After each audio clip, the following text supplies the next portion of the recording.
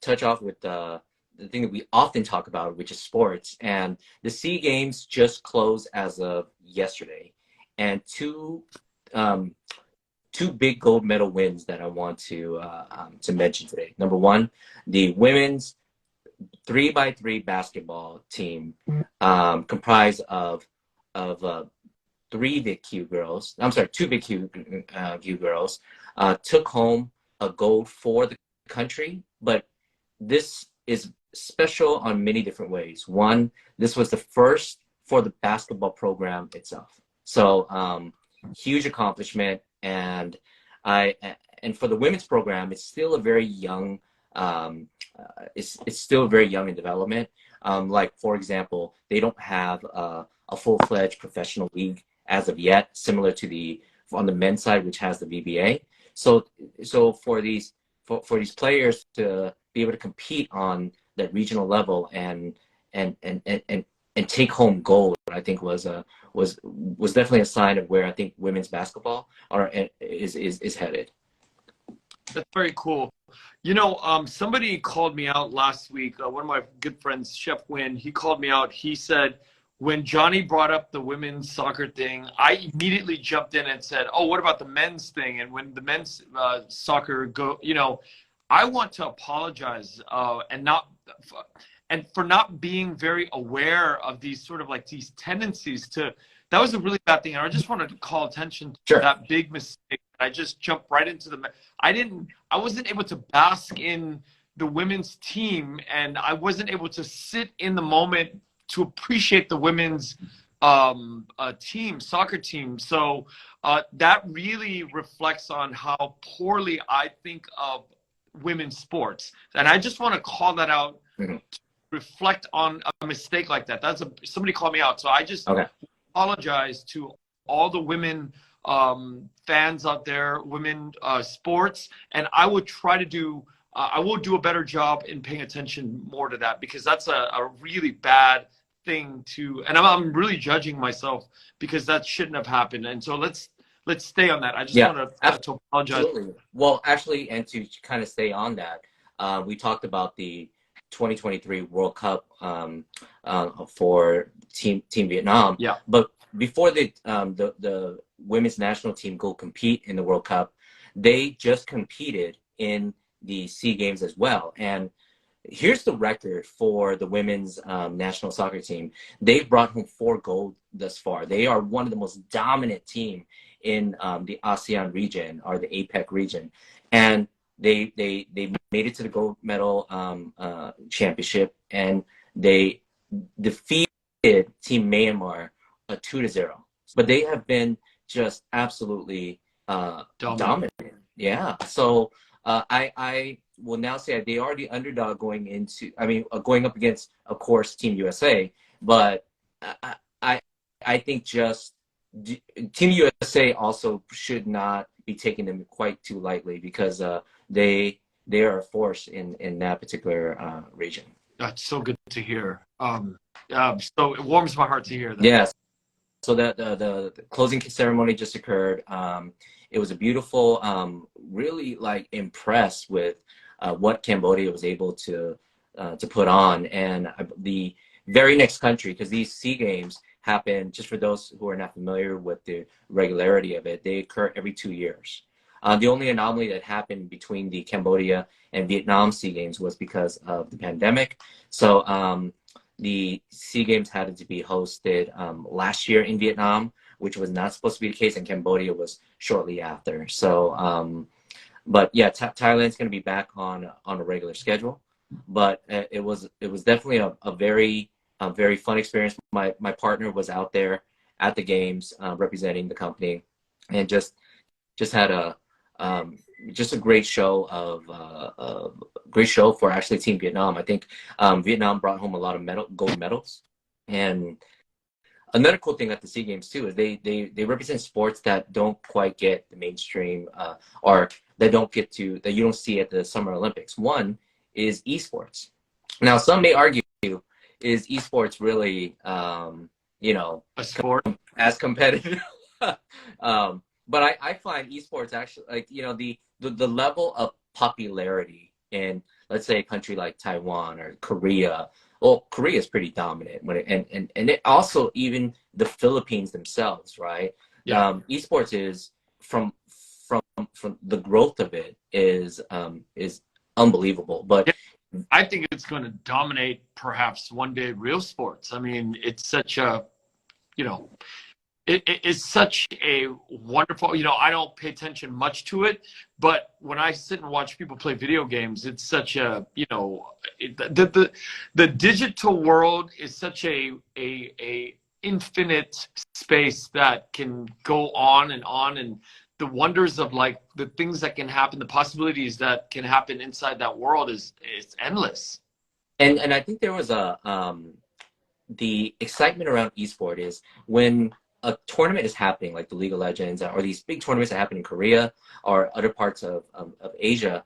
We're talking about hundreds of thousands and millions that are tapping in on the live stream um, to check out these guys compete for dominance in a video game. Like that is It's the future. that's something else, man. Because like it makes me definitely kind of want to see what the hype is about. I'm not a gamer myself, and that's probably why. But I am I watch I watch things related to the youth culture and what they're into because we just gotta we gotta keep getting staying tapped in, man. Yeah, absolutely. Absolutely, man. Yeah. Um, you asked me Mhm. earlier if there was something I wanted to talk about after the topics that you have, and I do have something Sure. disturbing. Take it away. Yeah, the article in Car and Driver, but we don't need to get into it right now. Let's finish up let's go through your topics and let's go get through them. Yeah. But I just got a few more, man. Yeah, and I think one of the ones that I'm really um, I think in particular I took a notice in 2023 is a lot of big corporations and organizations are now putting a lot of focus on the AAPI and creating an initiative. One that I'm going to be having a conversation with is with Meta or Facebook. They created an AAPI program called Meta Prosper. I believe they launched their whole initiative last year. But the girl that's kind of heading up this division is a Vietnamese American wow. girl. So I had a chance to reach out to her. She responded, and she's definitely going to kind of expand on a little bit more. And I just want to learn because I know I shared with her. People keep saying nobody uses Facebook. Facebook is for old people, right? I argue that because a lot of the viewers or followers of AQ is actually from Vietnam, and I happen to speak primarily to them through Facebook as my main platform. So I would argue that Facebook isn't dead. TikTok is powerful, but I think there's still a ton of users and a lot of things are happening on that platform. I don't think it's dead in my demographic. I think it's alive and well. My brother and I are both in our late 40s, and we communicate predominantly through Facebook with our other cousins our age. I don't think it's dead. And especially when you go to Vietnam, a region like Vietnam, it's alive and well. So it's something that's not dead. I think in the US, perhaps, maybe Instagram is a thing, and then TikTok and Snap is a thing, but I don't think it's dead. We communicate predominantly using Facebook. So with that, I think, do you think just we with everything happening in the month of May, like I feel the month of May with AAPI, this whole initiative has really taken a spotlight. And maybe it's coincidence, it's an alignment, but what do you think we need to do with it now? Well, now that we kind of have all this attention. I think we just keep going. We keep pushing. Like the White House did this screening, and they invited all these powerful Asians in food, in film, all across the country, and they had it. And I was so, heartwarmed as I was watching what was going on at the White House with this rollout, and it's awesome. And I think that year after year, because this is not a new thing. It's today it feels was new because it's like it just feels bigger, right? But this has been going on for a while It's now. been going, yeah, but I think what really took a spotlight for me was seeing platforms like Asian Hustle Network, seeing Gold House, and seeing that literally every, like from Monday all the way through the weekend, there's just so much more corporate brands that are getting involved and wanting to like invest dollars into in the community. So everything just seems more elevated Yeah. and high. And I think it's just going to keep going. It'll keep going. And it needs to keep going. It needs to be, you know, it spawned off of people like you and me, where we are the really the recipients of the goodwill of, you know, organizations like Gold House and Asian Hustle Network. You know, Jeremy and Bing doing great work over there, and Maggie and Brian doing great work over at Asian Hustle Network. And we are fortunate to have all these people who have really worked very hard to bring the month of May into the spotlight. And, you know, what do we need to do? We need to keep doing what we do. We need to keep doing, yeah. You know, someone actually just mentioned another fight that happened, or another event to mention was, I believe she's your cousin, Andy, Andy Nguyen. She had a fight last week. So let's talk about that real quick, because I believe she is she's fighting in like this bare knuckle tournament or competition. Yeah. So tell me about that. Sounds violent, man. Bare knuckle. And how do you feel? Because you're related to Andy here, and that seems, wow. All of it is very violent. You know, she was like an early guest. You know, she's my first cousin. Her mother and my mother are sisters. My mother is the oldest of 11. Her mother is the second one after my mother. So we're fairly close in that way. And she is, she's been a fighter since she was a baby. You know, she's just always had that fighting spirit. But let me tell you, much more interesting about Andy. Yeah, please do. She's a very funny human being. I keep telling her she should get into comedy. She's really funny. And it's weird. The MMA world and the comedy world are very linked somehow. And I don't know what it is about, like, maybe it's like being on the edge of danger and being on the edge of like getting canceled as a comedian. I don't know what all of that is, but it's very like interlocked with each other, those two worlds. So I always wish that Andy would jump off and get a career in comedy. She really has a deep sense of humor, and I really respect her humor very much. So that's about Andy.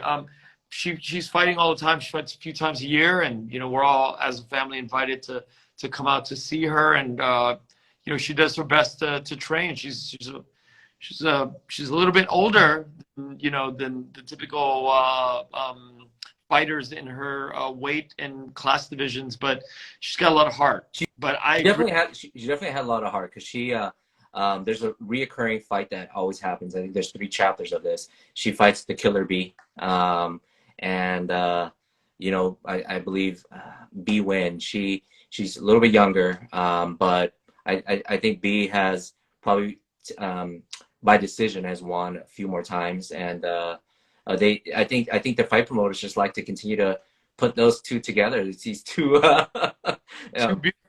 two beautiful Vietnamese women fighting. You know, I mean, I think that's the big draw in terms of like putting those two together constantly. And then they are very good fighters. They're very technically, they train hard. They do their thing.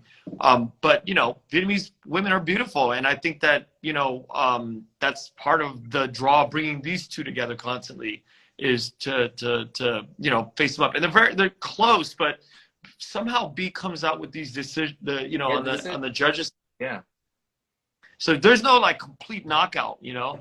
And one thing I really respect about Andy, my cousin, is she's very she's got good sportsmanship, you know. When she gets knocked out, or when she knocks somebody out, or whatever, there's always this high level of respect and love for her opponent. It's unreal to me. So I gotta ask you this from a family member though, man, because I don't have any family members that fight professionally. Like, are you more like, when you see her fights and you see her face, are you what goes through your mind when you're watching the fight? To tell you what, a few years ago she invited us out to Vegas to watch her fight.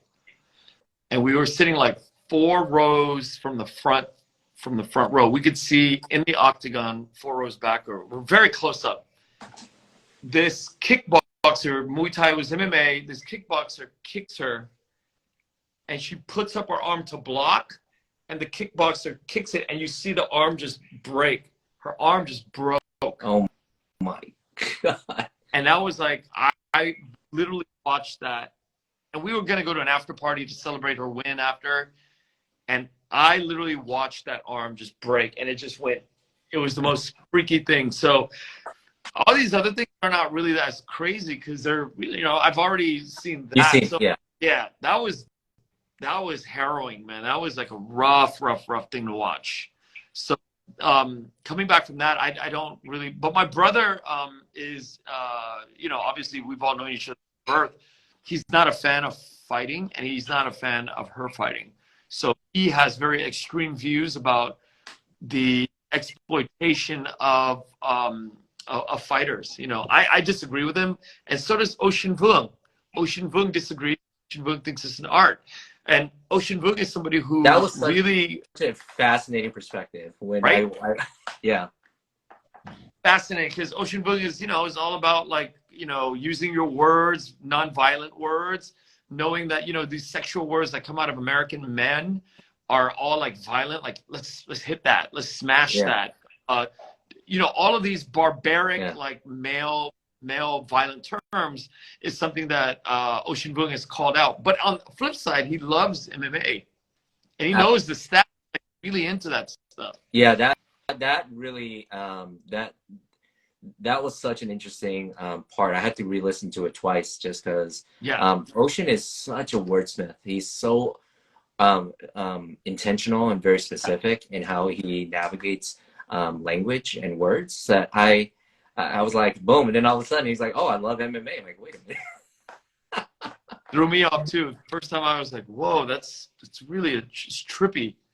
But I mean, that's the way it goes, right? So yeah, the same with Andy. It's like, she's got this like violent, side to her, and she's very diligent about being violent, but she's got this like really cool sense of humor that I wish she would tap in before she gets knocked in the head too many times, I want to talk about a book that just came out this week called More to Tell, with author Crystal Boy, who I learned about her journey on your podcast, but then was able to kind of expand on it further this week, actually. Wow, I've been doing quite a few of these. Yeah, great.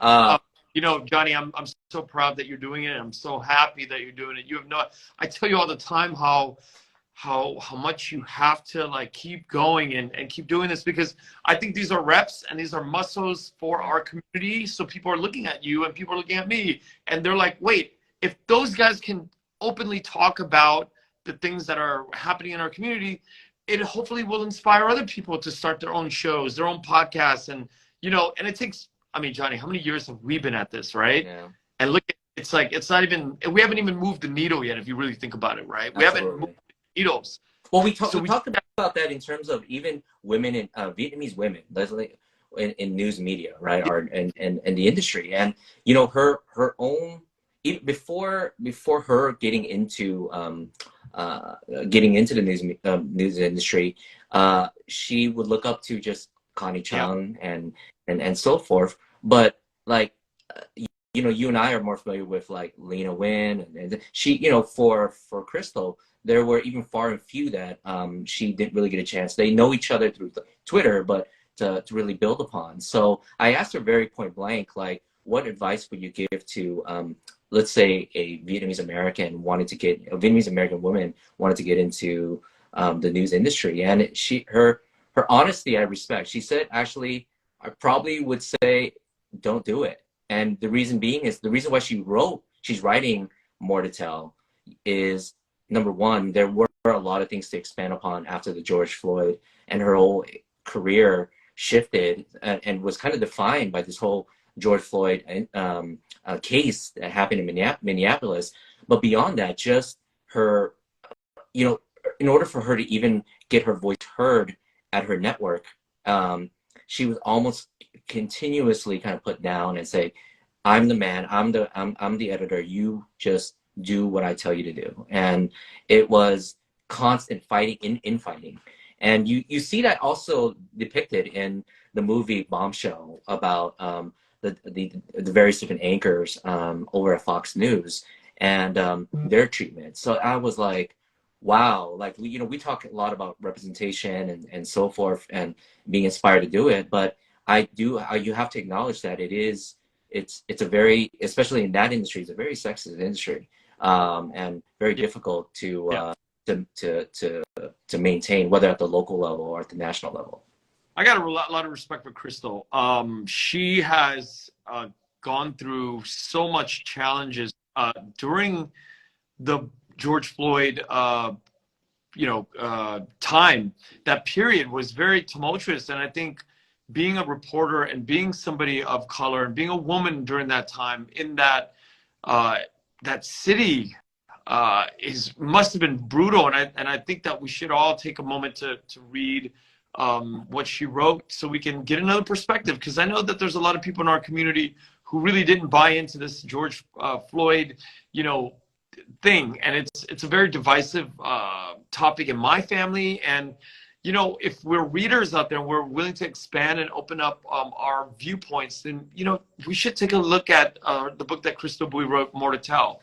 And, it was a war zone that she shared. She said, like, while being boots on the ground in Minneapolis, it was, us here in California watching it on the news, I think we could see that the severity of it, but to live it and to have to consume it, and it literally was, I think she said for almost a year plus, it was everything that she had to report on, because there's so many different perspectives, and it continued to erupt into multiple other cities outside of just Minneapolis.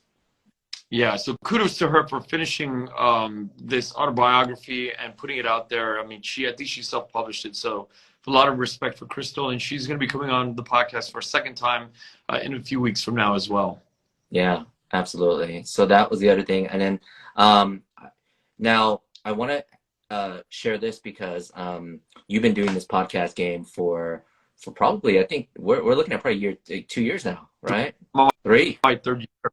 Wow. How many episodes total? I've recorded about 300, but live about 250 something now. But I've 20, 30 episodes that are always sitting, and I just kind of like try to mix things up and balance the female to male, male to female, old, young, just sort of balancing everything out. Tech versus academics versus film.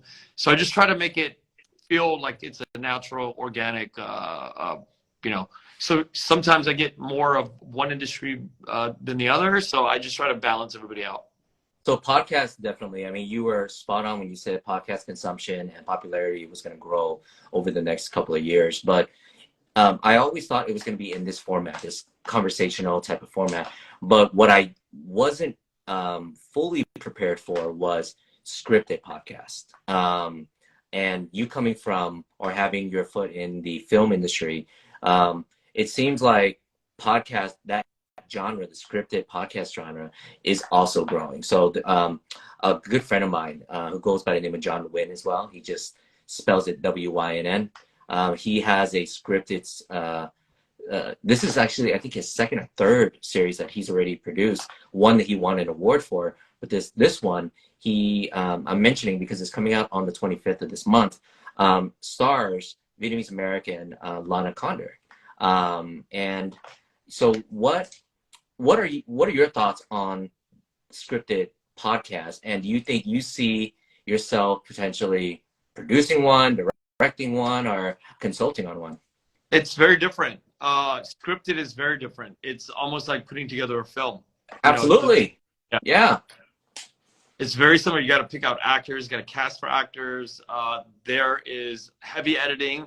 There is sound effects. There's all kinds of thoughts that's put into scripted. That is never going to be my that's never going to be my track. My track is really the interview form and the short rants, like 10 minutes talking into the camera, and then the other one is the interview ones.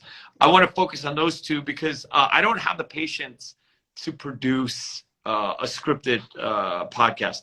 Never say never, but you know, there's projects that I have to work on within my film crew, which is East Films, with my partners at East Films.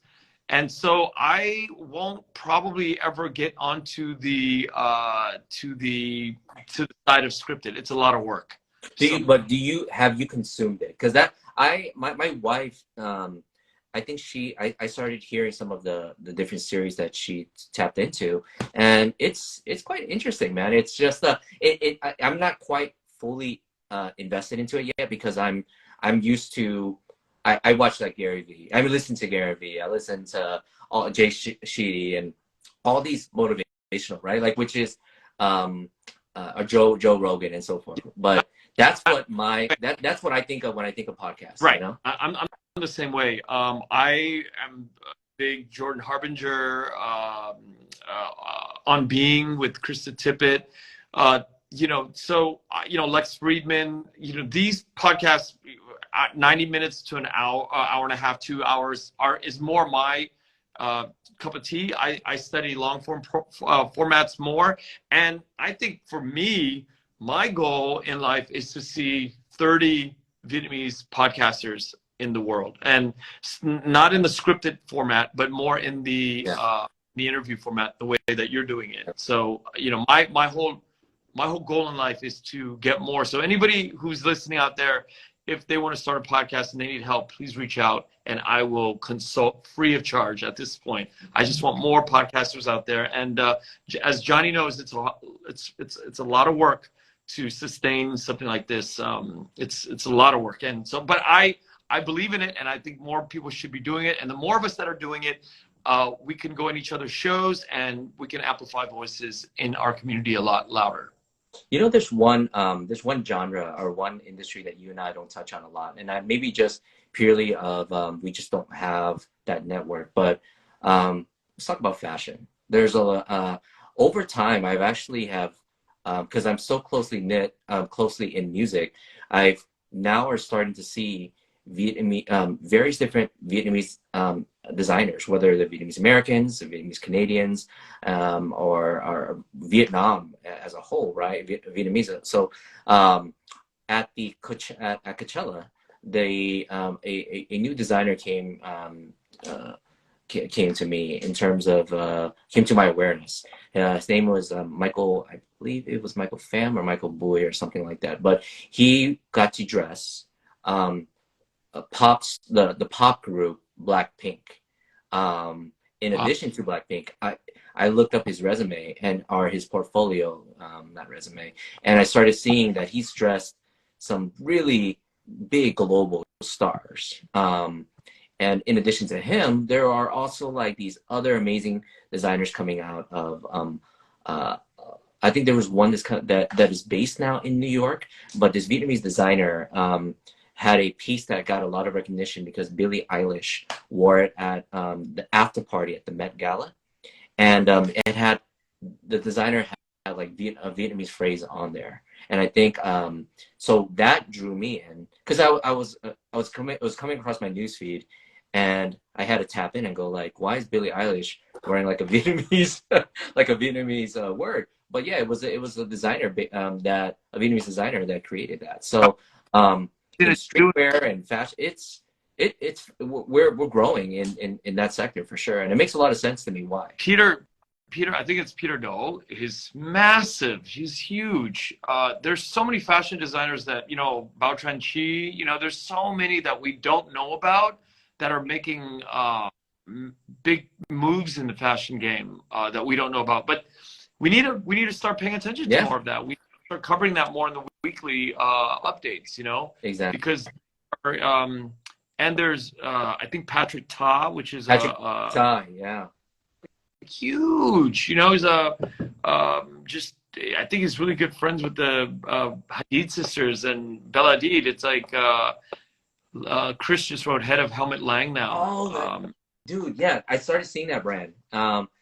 as well. So thanks for mentioning. So I would definitely keep. Yeah. See, you know what?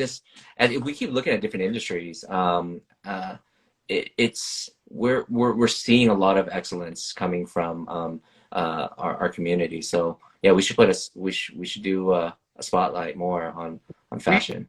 We are living at the edge of history. We're living at the start of watching, Vietnamese diaspora Vietnamese in Vietnam. 100 million people just really show up and do great work out there. So proud of our community. Honey, there's another thing that happened to me this week too. Please share. Man, it was so cool. I met somebody at the Hot Noise event little on, and it was an old friend of mine, like childhood friend of mine, introduced me to this one guy, and he's like, "Stay in touch, I would like to talk to you more about business opportunities." I texted him like a few days ago, and he's like, "Yeah, come join this thing. We have it every month or whatever, and it's called VBI, right?" Familiar with VBI? No, I scrolled through the VBI. I've seen you at the expo event, and I was like, "What the hell? How does Johnny get into these things?" And like, here's my point: is that VBI, VLF, and how many other V organizations is out there that's happening that I don't know about, that the regular person, Vietnamese American, Vietnamese Australian, Vietnamese German doesn't know about.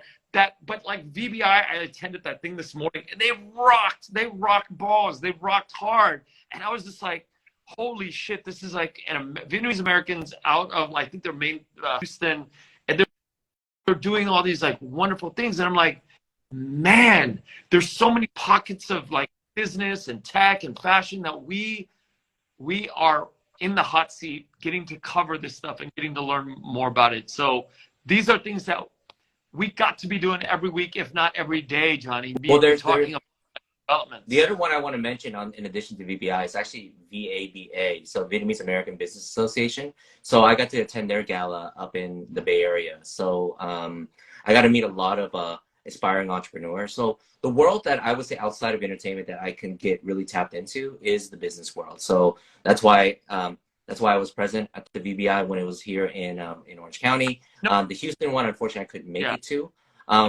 Actually, you introduced me to him. Amazing speaker out of Louisiana, Kenny. Kenny said, "You know what? I asked him for some advice how to be a better public speaker. He's like, you should speak at VBI." I'm like, let me hold that for 2024 because I'm trying to improve on my public speaking, and I think you're a phenomenal speaker, Kenny. And but I'm not quite there yet, bro.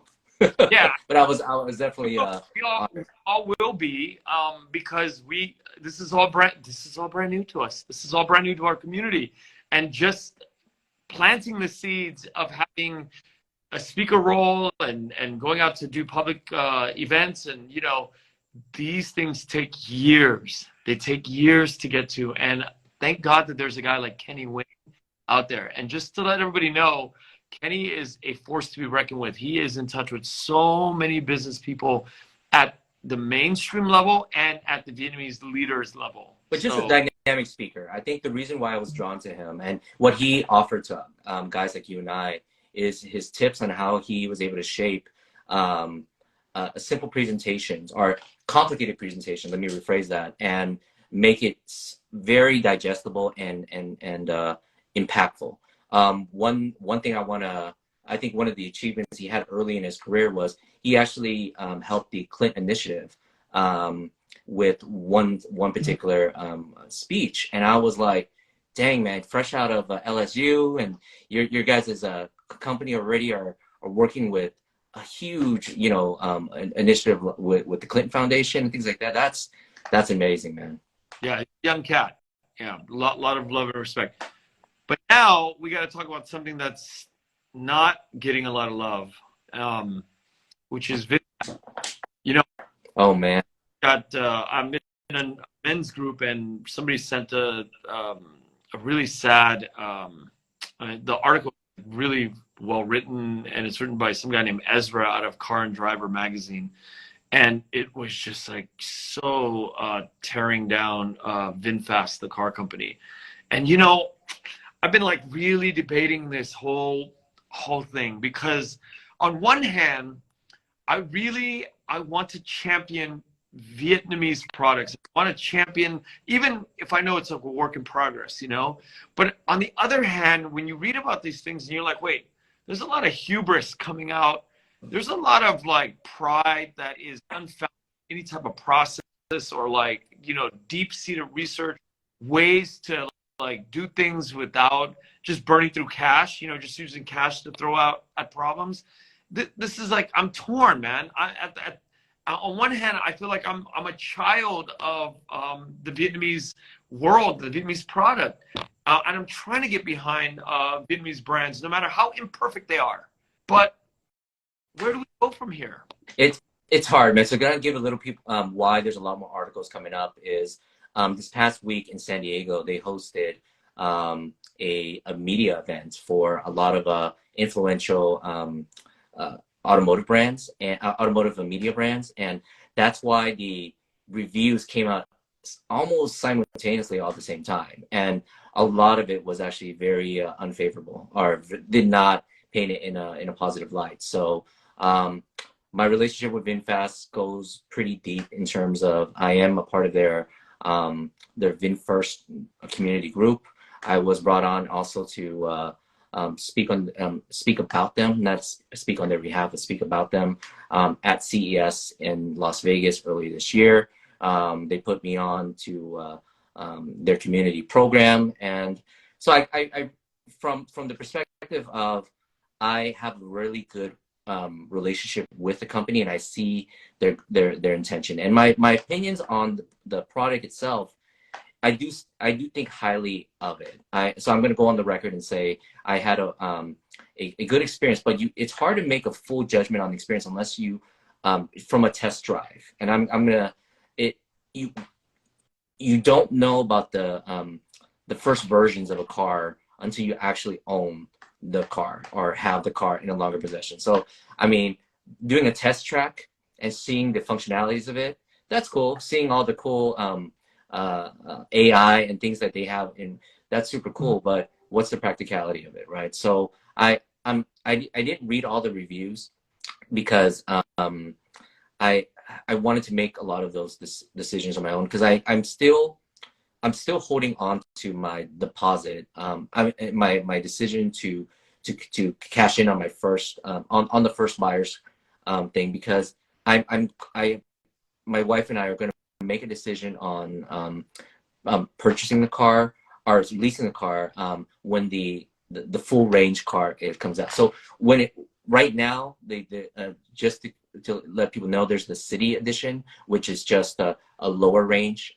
per charge. Under, I believe the charge is 178 to 200 miles per charge, but the full range, which is a little bit more expensive, is almost closer to 300. So we have decided to wait until that comes out, but I know at least I'm an early adopter in a lot of sense. I'm a bigger early adopter when it comes to Vietnamese brands. So and I tend to help them advocate out in the Vietnamese American community down here in Orange County and continue to provide opportunities for them, even though it still continues to be a challenge on that front as well.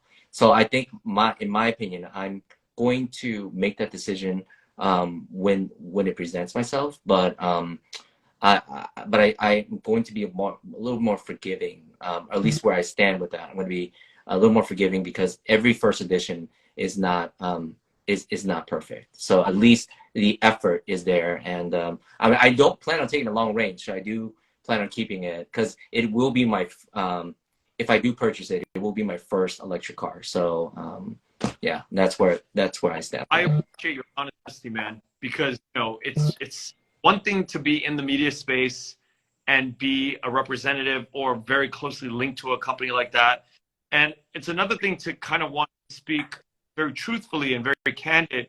And why not? Why not be able to both want something good for a company that's flawed and actually represent them at the same time and be honest about how you feel, right? And I think in this day and age, being able to be honest and being able to represent at the same time is not mutually exclusive. I think it can be done. I really applaud that way of looking at it. And I also will say this too, and you know, I'm really am proud of saying that I'm proud that they have taken such a strong strong move to bring this out to North America, or specifically the U.S.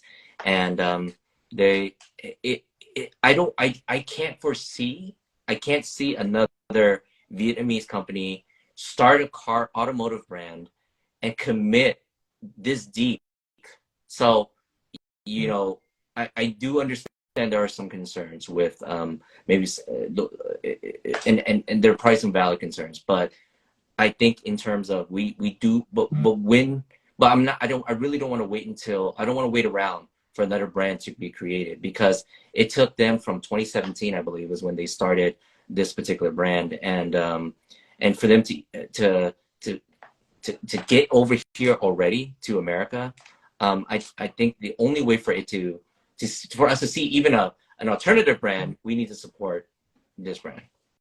I was at a party a few weeks ago, and I ran into somebody who's like the higher up over at Boeing, and he's a Vietnamese cat, been over at Boeing for 30 years. And I asked him, hey, like, if I gave you money, like $1 billion to design an airplane and get it up and running from scratch, like, is that doable? He goes, first of all, you have the wrong number. It's in the northward of 10 billion, but it's not even just one guy like me, one guy who's been in aviation for 30 years, my whole life. He goes, it requires like 20 guys like me to get together, and then upwards of like try $100 billion bucks to put together a factory. So I can only imagine car companies are kind of like the same. Like, you might be knowing your shit when it comes to like safety and testing, or you might know your thing from like that whole acceleration from 0 to 60, or you might just know like aerodynamics and the way a car looks. But there's so many moving parts, I mean, no pun intended, to building these machines. That right, you got to give them some props for going this far. Now, the conservative part of me, again, so I'm just going to keep it short range though. But you do this thing, and because I mean, I'm going to put in all serious note, like, a car is a serious purchase, is a serious thing for a family, and you know, when you're in this vehicle, you got to make sure it's safe and secure, because your life is in the hand, right? So I think the car, I do trust that the car brand will continue to make the adjustments and the changes, especially in the later editions, because we're only at, you know, I think also just as they arrive here in America, they're starting to realize standards here in America are quite much more intensive than in Vietnam. Yeah, not only just standards, but it's like standards of communication, whether it's written or verbal or intention. I think it's all of those things where the metrics and the way, the deliberate way of doing business is much more unforgiving in North America than it is anywhere else in the world. And highly critical. Yeah, very critical. But you know, I think it'll humble them. Yeah, good. You know, we all need to eat humble pie every now and then. This hasn't. I want to bring this to your attention, because I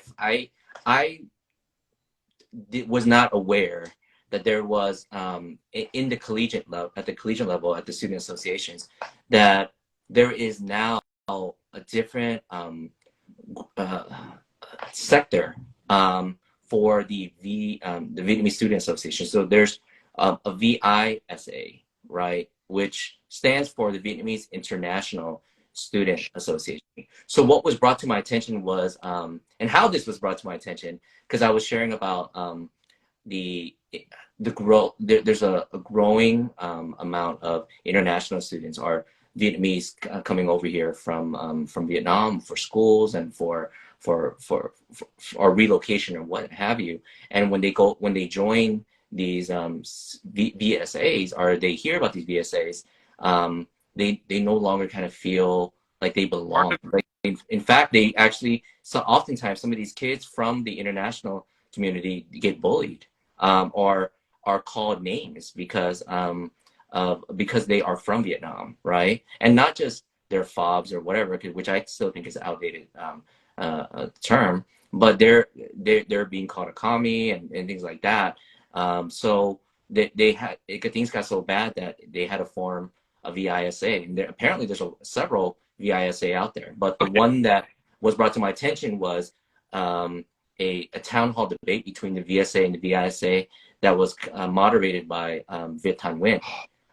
And things, and from what I heard from my colleague who shared with me this story, the debate never finished because things got so heated between the two sides. So that brings to, that brings there's a lot of things to point out there. Like we know how vulnerable, how the challenges in the Little Saigon community with the first generation and the second generation, right? But here, now we're having the same generation, but international students and American-born Vietnamese kind of going at each other at that level. So what are your thoughts, man?